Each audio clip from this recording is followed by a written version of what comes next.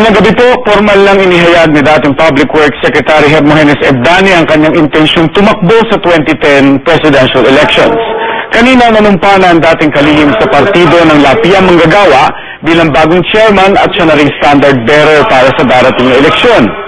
Ginawa ang oath-taking sa Manila Hotel na dinaluhan ng mga miyembro ng partido. Hindi naman apektado si Ebdani sa popularidad ng iba pang mga naunang naghayag ng kandidatura.